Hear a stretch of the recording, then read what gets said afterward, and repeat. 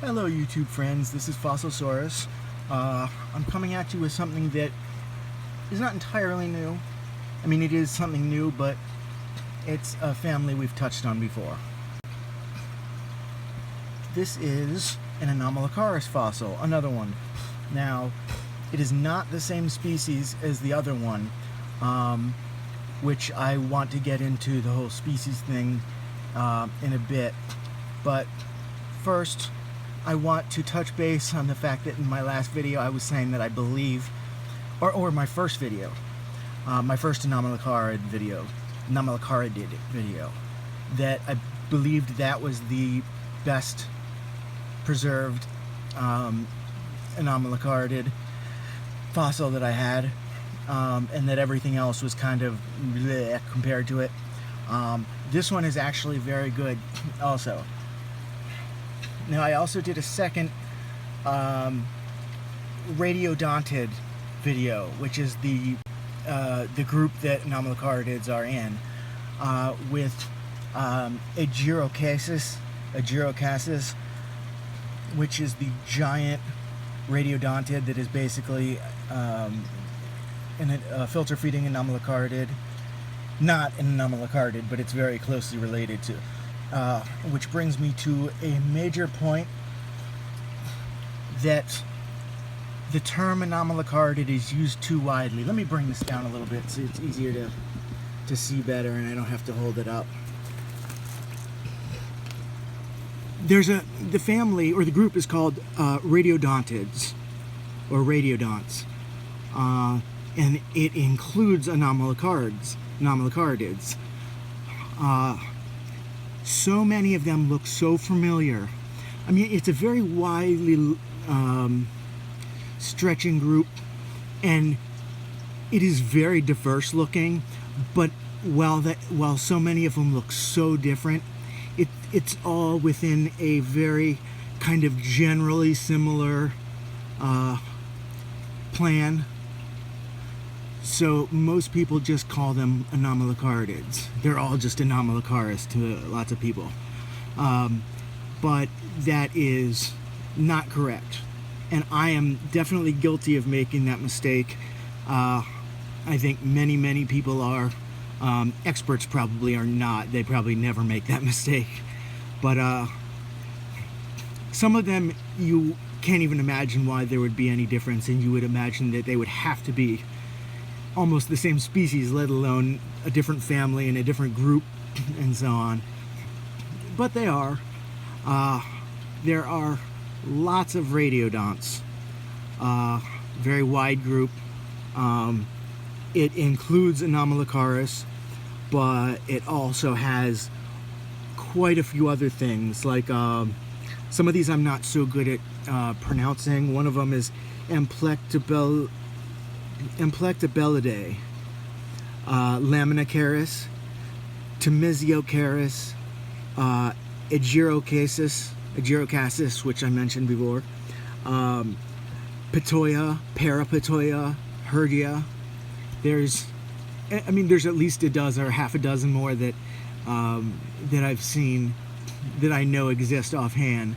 So it's a very large group, and it's just that a lot of people use the word Anomalocaris interchangeably with radiodonts. So it's just something I wanted to clear up. It's something that some people make the mistake of. I make the mistake of sometimes.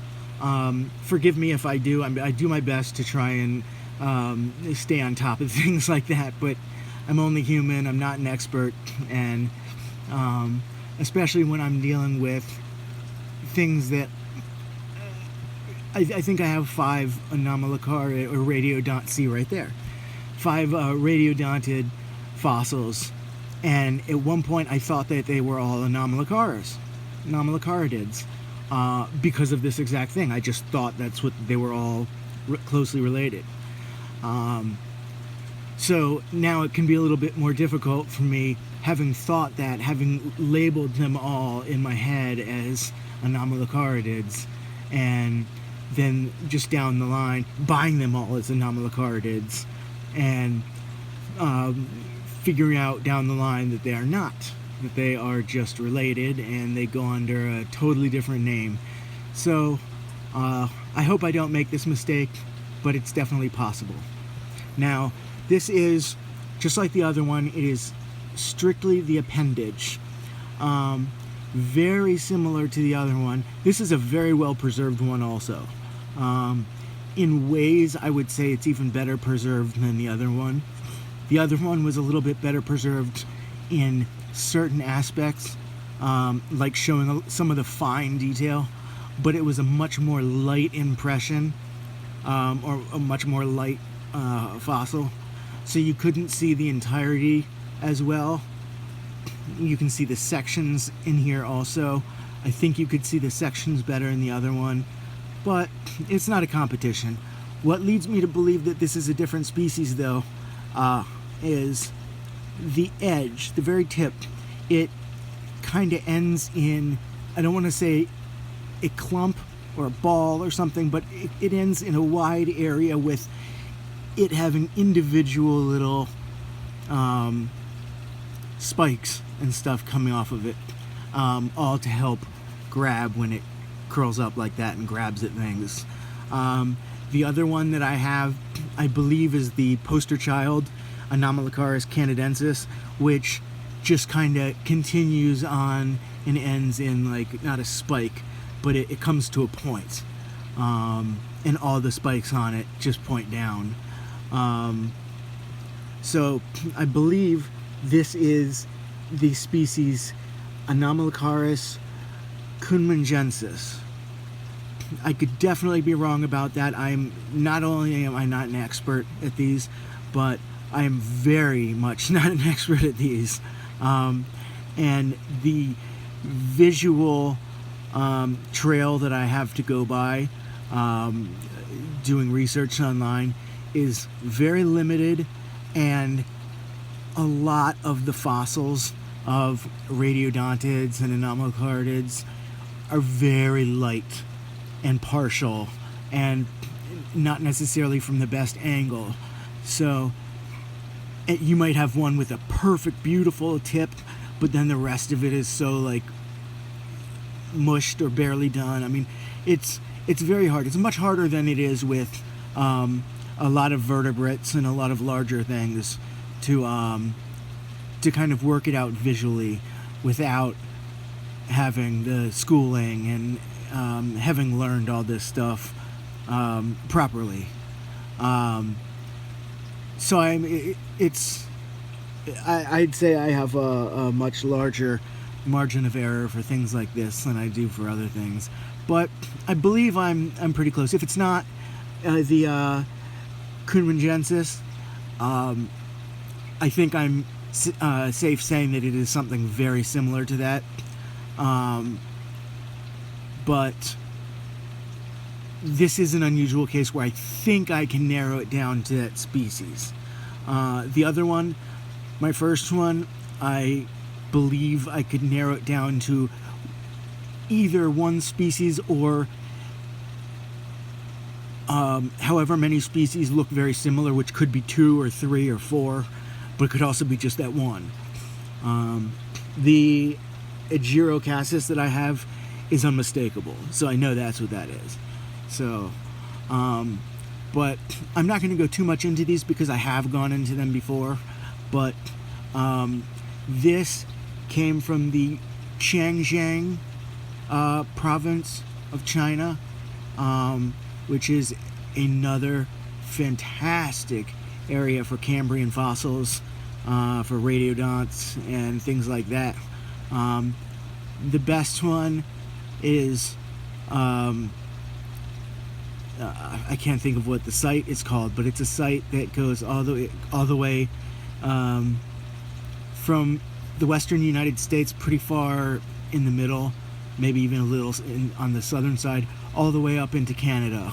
And it was the first major Cambrian find, and that's where the Cambrian explosion came from, is from the that site that was found that suddenly just started showing all this stuff. The Changjiang site, I believe, is not nearly as big, and it may not be close to the level of the other one, which I'm going to put the name up here because I just can't remember it offhand, but I'll type it in and put it right up here. And I'm gonna feel stupid when I look it up and be like, oh my god, how could I forget that one? But that's not saying anything bad, because there aren't very many sites out there that are as impressive and mind-blowing for what they are than this site for the Cambrian. For quite a while, it was the entire Cambrian was this one site, basically. I mean, there were other little Cambrian sites and so on, but like until this came along, the Cambrian was just another time period until they came across this just explosive area. So so very cool. Comes from a nice place where lots of nice fossils come from. I believe most of my radiodonts came from the Zhejiang province. So I actually think the Canadian one, at least in certain parts of the site, of the huge site, it's a ban for personal collecting. It's just scientific study. Nobody's allowed to come and collect themselves. So there is going to be a much smaller amount of things for sale that come from that site. So a lot of radiodonts and a lot of Cambrian things come from Zhejiang, among a few other places. So I was thrilled when I found this. A lot of Anomalocaris and radiodonts go for lots of money, but for some reason there was a very strange period of about a year where it might have been one person or it might have been a few people, but for some reason Anomalocaris and radiodonts were just being sold very, very cheap for some reason. And that's when I got every single one I have. And I was thrilled. If this strange oddity, price oddity didn't come up, then I would not have any Anomalocaris, because I could not afford what they would normally bring in. So it's just another example of extreme luck, which happens. I mean, I keep an eye on things at all times, really. I'm constantly on the lookout. So being somebody who comes like across fantastic luck a lot, it comes down to just being on constant lookout. It's not really just an amount of luck, although that definitely has something to do with it. But yeah, if I could ever get more of these guys, I would, but I very much doubt I will be able to. But I'm very thrilled with the ones I have. Unfortunately, after this one, there are at least 2 other specimens I know of that I have, and both of them I know are less impressive. They're smaller than this. They're much less clear than this. They have their own charm, but they're definitely not as impressive. They're very different though, so it'll be different enough that I will show them. I might just show them together though, because they may be unimpressive enough that I don't want to make entire videos off each one, like a 10-12 minute video off of each one. But we'll see. We'll see. Especially see how many people like the Anomalocaris videos. So far, I'm not getting any likes really, but I know that likes are a very small percentage of views. So we'll just see over time.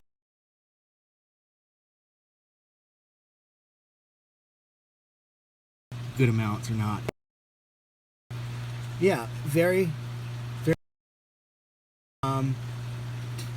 I would be happy to give anybody who's interested closer look. I mean, obviously just closer camera like pictures, so on. or any other information, or if they want to discuss it.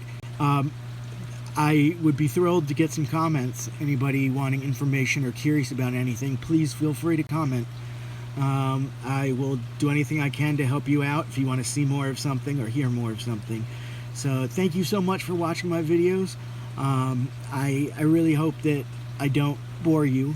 I know sometimes I ramble on a little bit much, but I very much appreciate the time that you're taking to watch them, and I really hope that you guys will leave some likes and get some subscribers, and I hope to see you next time, my next video.